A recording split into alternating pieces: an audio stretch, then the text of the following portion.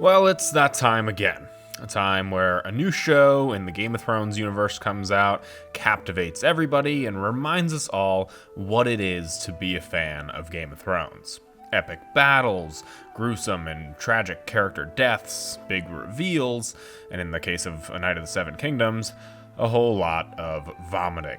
But we've been through this before, twice now, where everybody gets obsessed with a new Game of Thrones show just for that to slowly dwindle and disappoint as time goes on.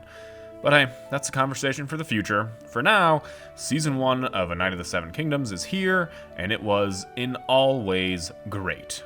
But if I'm being honest, I wasn't all that excited for this show even just a few weeks ago. I was gonna watch it. I'm a massive fan of all things Game of Thrones. It's just with the state that this franchise is in, I wasn't sure how this low-stakes side story was gonna be worth it or really what the franchise needed. And as it turns out, I was wrong. Thankfully, I was wrong, because this story is exactly what the Game of Thrones universe needed. You don't need dragons, White Walkers, and a sprawling continent to tell a story in the Game of Thrones universe. You just need good characters. And also, a healthy dose of some of the greatest action ever put to screen. But the real question is, can A Knight of the Seven Kingdoms keep up this momentum? Or will it falter like House of the Dragon and the end of Game of Thrones? I'm going to be talking about those things along with my overall thoughts on the season, so let's talk A Knight of the Seven Kingdoms.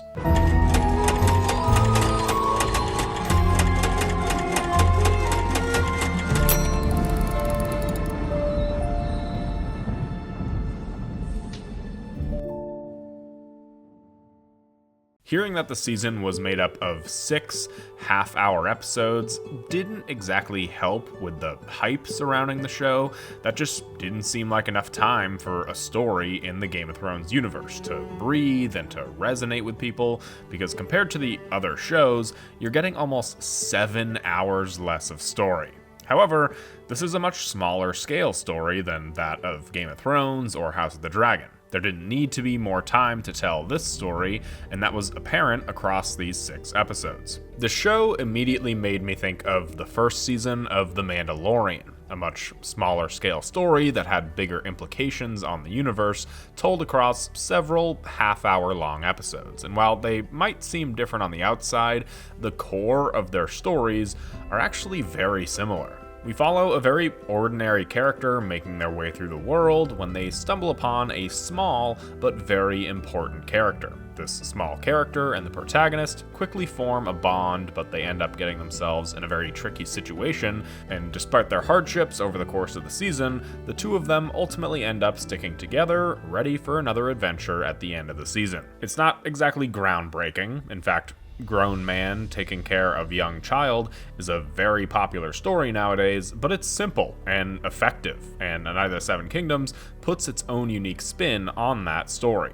Sir Duncan the Tall is very unlike a lot of these other figures in these stories. A lot of these heroes are angry, jaded, or off-putting until their heart grows in size and eventually they start caring for their younger companion.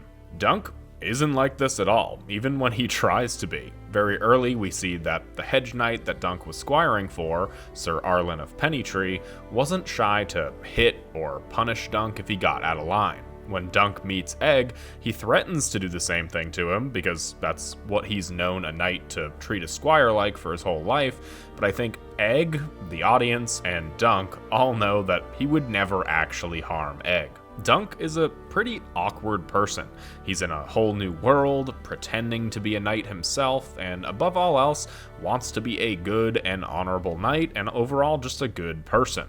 That's where Dunk differentiates himself from a lot of these other characters, and that's where Dunk differentiates himself from a lot of others in the Game of Thrones universe. We've seen good and honorable people in Game of Thrones, and they don't exactly fare too well, putting the audience in a tricky place with this show of wanting to root for and to like Sir Duncan, but with a bit of hesitation. Egg, on the other hand, is your pretty typical younger counterpart in these types of stories. He sees the world through a much more innocent lens. Things are largely black or white. He's energetic, cute, funny, and of course, important to the story. Now, I knew going into this season that Egg was actually Aegon Targaryen, just because I was aware of the general premise of the story, but I didn't really know anything other than that. So to have this revealed at the end of, episode 3, I think, was a bit surprising. There were, of course, some hints and clues to this beforehand.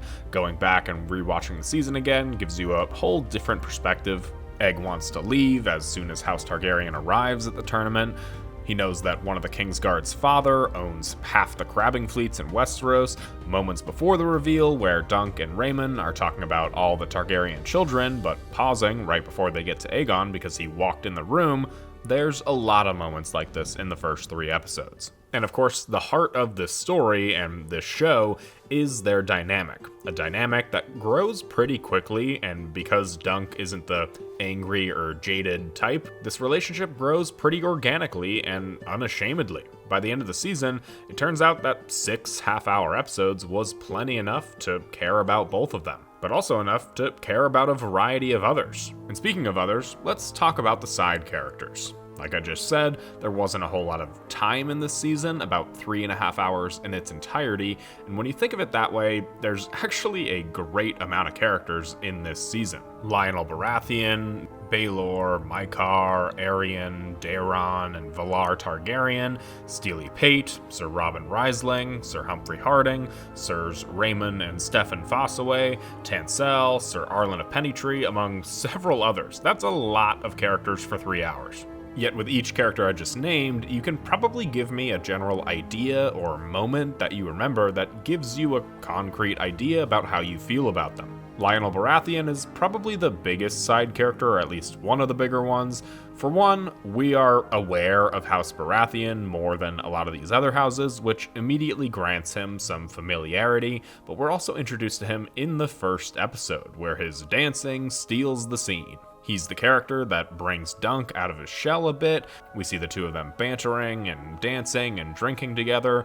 Flash forward to presumably hours later, and Dunk is literally wearing the Baratheon crown, which is just such a funny and great detail. It clearly shows how far their relationship has progressed in just a few hours. And while Lionel is here for a bit of comedic relief at first, by the end of the season, he's actually there for Dunk as a friend in the aftermath of the battle. All of the Targaryens have their distinct moments, Baelor for his treatment of Dunk and allowing him to participate in the tournament, but of course when he stands up for Dunk and wants to fight on his side in the Trial of Seven. Mycah has the distinct Targaryen look, along with some pretty funny one-liners, initially thinking he's just going to be another cunning or ruthless Targaryen, but during the battle he tries to go and save his son. However angry he is at him for putting them in this situation, that's still his boy, and it takes the Kingsguard to hold him back.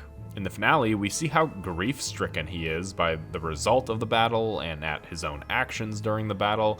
He's probably the character that I was the most wrong about and that I actually care for quite a bit now. Aerion is certainly getting quite a bit of love on the internet, but he's the selfish Targaryen that gets them all in this situation because of his own actions. He's the villain of this season, and rightfully so. Daeron the Drunken is actually the first Targaryen that we see. He gives Dunk a prophecy about a dead dragon laying by an alive Dunk, a trait we've seen the Targaryens have in the past, giving his character a lot of mystery and intrigue. Rhaemon and Steffon Fossaway are some of the first characters Dunk meets when he arrives at the tourney. Steffon is the older cousin, bold and brazen, and overall, just a bit of a dick. Rhaemon, on the other hand, clearly has gotten the short end of things for a long time.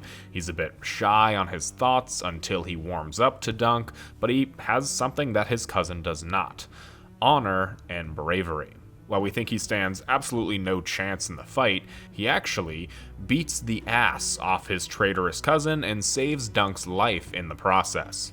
Tansel clearly has Dunk's head in a whirl. Steely Pate takes it easy on Dunk with the pricing of armor. Sir Arlen is funny and has a massive. Humphrey Harding fights for Dunk, even with a broken leg. Robin Rysling has the reputation of being the craziest knight in the land, and also he has an eye patch, so he's obviously cool. All of these characters have one or more moments that are distinct and makes you care for them in one way or another. It might be small, a quick line of dialogue, or even just an action that they take, but that's all we need in a story like this. While I won't say that these characters are totally black or white, they're not very gray, and honestly, I think that's a strength of this show. Game of Thrones changed fantasy television forever, but not in all good ways. So many fantasy shows now feel the need to give their characters so many different dimensions in an attempt to make them more gray, but in doing so, it loses a lot of the core essence of the character. I just recently watched Robin Hood on MGM Plus, which I thought was a fine show. I also just love the character of Robin Hood personally, but this was very clearly a Game of Thrones copycat. So many characters have so many different motivations to make them seem more gray, but Robin Hood isn't really that kind of story. It doesn't need to be. This is where I feel House of the Dragon has strayed in its second season. In an attempt to not make anybody the pure bad guy or good guy, you have a bunch of characters who the writers are afraid to make do anything. There's a lot of sitting around and talking about the war, but very little actual war. I'm not saying that I need some giant CGI battle to be entertained, but I'd like to see the characters actually do something. And I think House of the Dragon almost has its characters too gray to do anything. It's okay if Rhaenyra makes a mistake. It's okay if Aegon does something that makes us care for him. It's okay if Alicent does something that we hate her for, or for Daemon to do something that makes us hate him. But that just doesn't happen. So I find it incredibly funny that A Knight of the Seven Kingdoms is more black and white than it is gray. Dunk is a hero that we want to see succeed. Aerion is a villain that we wanted to see fail, and that's okay to have in a fantasy story. Another reason why this show works so well is because of its tone. We all know this realm for its dark stories and themes, but A Knight of the Seven Kingdoms is relatively lighthearted, at least at first. The first several episodes are all filled with humor and some over-the-top characteristics. It even does a pretty good job at subverting expectations. For the first episode to start playing the main theme by Ramin Djawadi just to stop and cut to a completely different thing than we expected was, again, humorous and unexpected. But as time goes on, things get progressively darker, more akin to what we've come to expect out of this universe as a whole. It's like the show lures you in with this false sense of security, that this won't end up being as dark as the rest of the series. It's about a tall, awkward knight and a young boy. What's the worst that could possibly happen? Oh, that's right.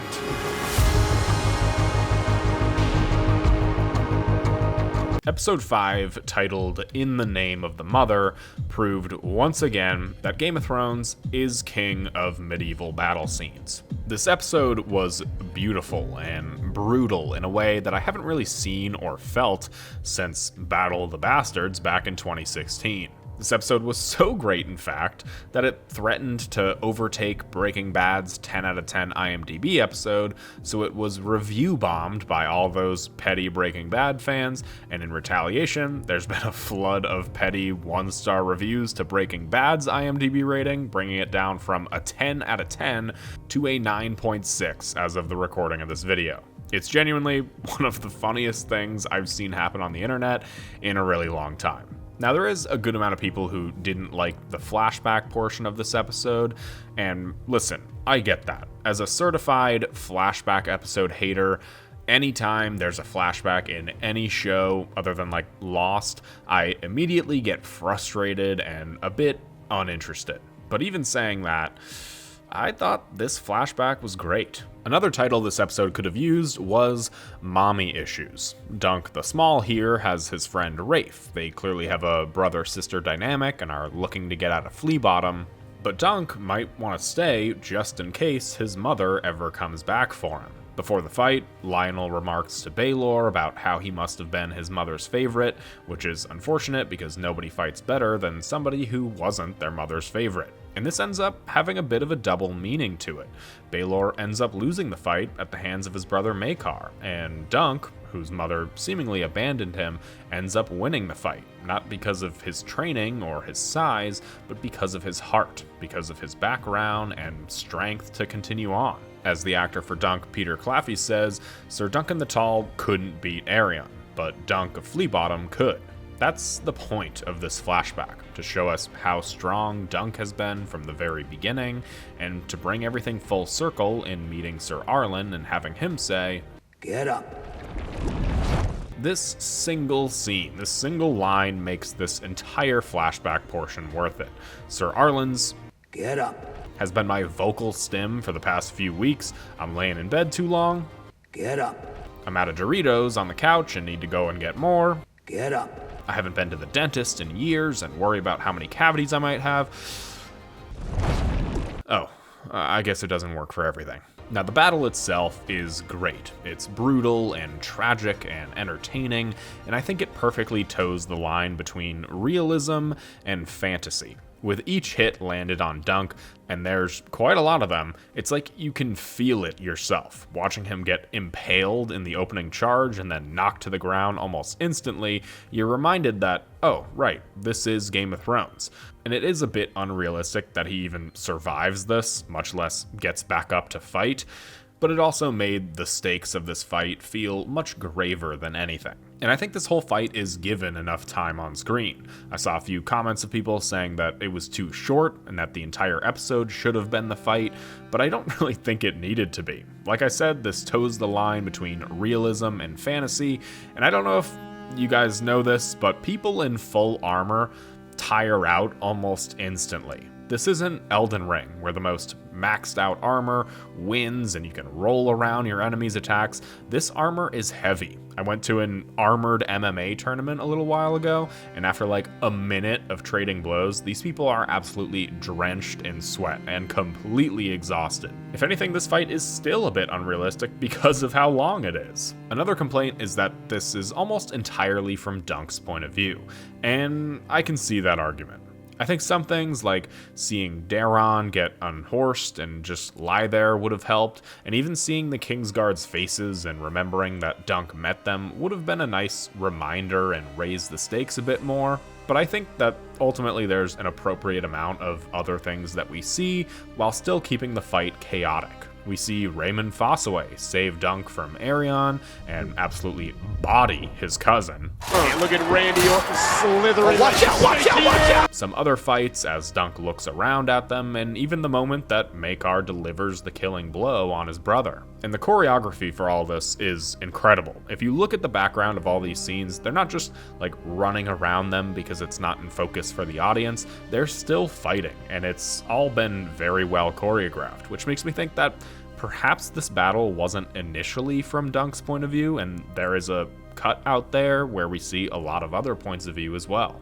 So yeah, there's some stuff that I wanted to see, but I do think making this solely from Dunk's point of view keeps this fight chaotic, hence why it reminds me and other people of Battle of the Bastards, when that was thousands versus thousands, and this is only 7 versus 7. But what I think is especially funny about this fight is how much it mirrors another fight from Game of Thrones. And no, that's not Battle of the Bastards, but it's the Mountain versus the Viper. There's lots of comparisons to Baelor standing to fight with Dunk and Oberyn fighting for Tyrion, when in reality, Baelor's was much more honorable. Oberyn just saw a way to finally kill the Mountain. But in that fight, it was big, strong, and slow versus small, quick, and agile. That also mirrors Dunk and Arion. Arion is clearly the better fighter here. He's been trained and is on top of the battle for like 85% of it. Dunk is taking beating after beating, only landing one good blow and then smashing in the face of his opponent. Exactly what happened to Oberyn when he fought the Mountain. Oberyn is on top of this fight like 85% of the time until the very end. So I guess in the Game of Thrones universe, big, strong, and slow beats small, quick, and agile. Maybe that's why I always choose a strength build in Elden Ring. As for the finale, is it this bigger, pulse-pounding, high-stakes cinematic event? No, of course not. Game of Thrones finales have never been like that. The penultimate episode in every season of Game of Thrones has always been the big one, with the finale being the resolution to whatever big event was in the season. And I've always liked that. I've always found that to be pretty unique when it comes to TV shows, and this episode is filled with resolution and setup for the future. along with that same humorous tone that was present earlier in the season. The episode starts off with some, detective noir jazz music, some great Lionel Baratheon one-liners, and everybody just completely and utterly destroyed. There's great conversations between Dunk and Valar and Dunk and Maekar about how this is going to haunt them and the realm forever. Maekar is utterly devastated at the death of his brother and ultimately just wants what's best for his son Egg, even if that means him squiring for Dunk, who is the man that Maekar probably wants to blame for the death of his brother, even if he knows it's not actually his fault. Dunk's talk with Valar about how many fathers have died in their son's armor was especially impactful to me because he's right. It's probably not very common. It means that the father was still young enough to fight, but the son was old enough to have armor that could relatively fit his father. It's a tragic situation all around. One of the best Targaryens in everybody's eyes is gone, and the realm will be forever different because of it. There's lots and lots of what-ifs in Game of Thrones, but I think the what-if with Baelor, if he had survived, is one of the more intriguing thoughts and conversations we've seen out of this universe in a really long time. Dunk's character comes full circle in a lot of really clever ways. He starts this season as somebody who wants more than anything to be a knight, but when he gets, the golden ticket of opportunities to be trained by the Targaryens and live like a prince, he turns it down because he sees that the royal family, Baelor excluded, really isn't who he thought they were. He thought that they would have honor above all else, but they really don't. Aerion purposefully killed a horse in the joust. He forced 12 other people to fight, a few of them dying in the process, all in the name of him not being able to do whatever he wanted. That's not honorable. That's not right. Daeron's a drunk, and it seems that all hope lies on Egg from everybody in the Targaryen family. Egg is Maekar's last hope, and even he is going down a dark path. We see Egg's hair growing back in, symbolizing the madness and the overall imperfections of the Targaryens as he plans to go and kill his brother, thankfully stopped by Maekar beforehand, but we see that if Dunk doesn't take Egg as his squire, he's gonna end up the same as all the others.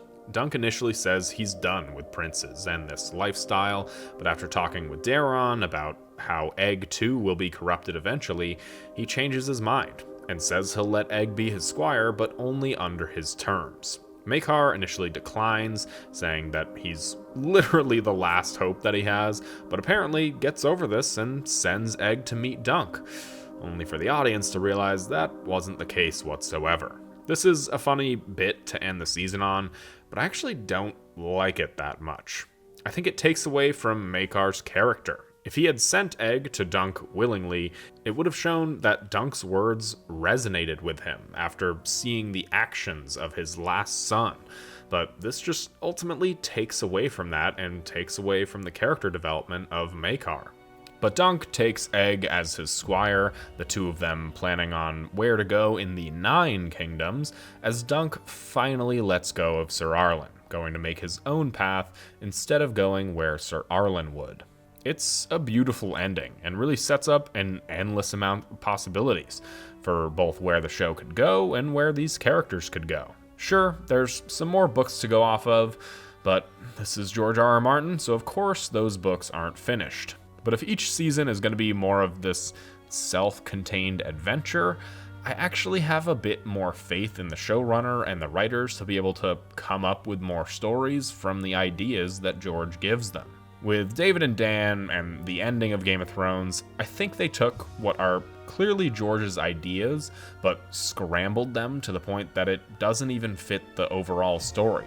I absolutely believe that Dany will turn into the Mad Queen, and that Bran will somehow end up as king in George's original story, but I think it'll happen much differently. I think that because these are smaller scale, more self-contained seasons and stories, whatever ideas that George gives them will actually be much easier to adapt, if that makes sense.